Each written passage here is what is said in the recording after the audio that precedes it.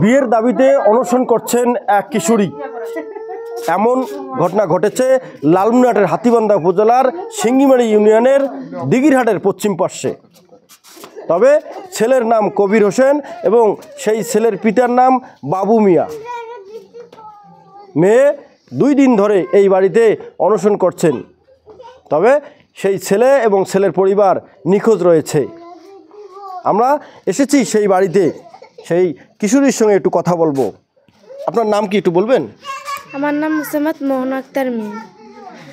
আপনার বাবার নাম? আমার বাবার নাম মোহাম্মদ মমিনুর ইসলাম। কোথায় বাড়ি? আমার বাড়ি হলো সিঙ্গিমারি পাইকেরপাড়া। এই যে বাড়িতে কেন আসছেন?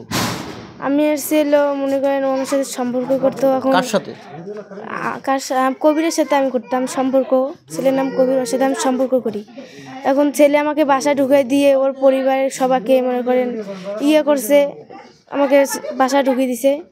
দিয়েও নাই, কই তুমি বাসায় যাও আমি আসতেছি। বাসায় ঢুকিয়ে দিয়ে ও যে কই গেল আর নাই, ওর নিউজ নেই।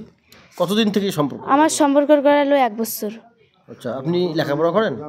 জি। কোন ক্লাসে? নিউটন 10 কোন স্কুলে? গার্লস।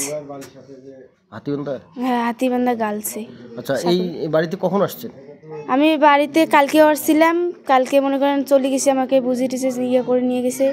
আজকের ছিল 9টার দিকে, 9টার সময় আসছি। এরা রাতে বাসা আসলো, সকালে নাই, বাসা থেকে আর চলে গেছে। এরা নাকি ঢাকায় থাকে? এরা ঢাকা থাকে না, এগুলো সব মিথ্যা কথা। এরা বাসায় আছে, বাসায় থেকে সকালে উঠে ওদের নানির বাসা গেছে। এখন কি করবেন যদি বিয়ে না করে? বিয়ে না করলে আমি এখানে আত্মহত্যা দাবি, আমি আত্মহত্যা করবো। আমাকে এখানে পাঠায় দিয়ে বিয়ে কথা কয় 3 বছর সময় নিয়ে। এখন আমার সাথে দেখলে চলো না না করতেছে এখানে 1 বছর। আচ্ছা, এই ছেলের সঙ্গে আপনি কি কোথায় গেছিলেন বা কি?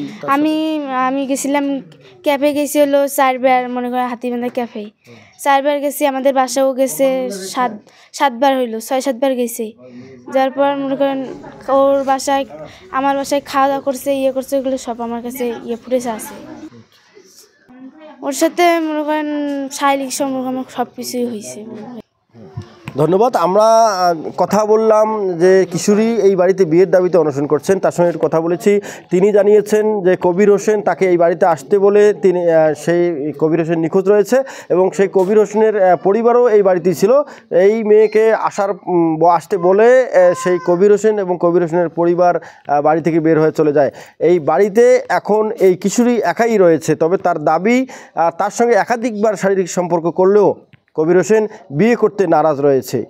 যদি পরবর্তীতে বিয়ে না করা হয় সে এই বাড়িতে আত্মহত্যা করবে বলেও হুমকি দিয়েছে। আগামীতে এমন পর্যায়ে যেন সমাজ না যায়, এমনটাও আশা করছেন স্থানীয়রা। M A Rahim, news channel 24, Lalmonirhat.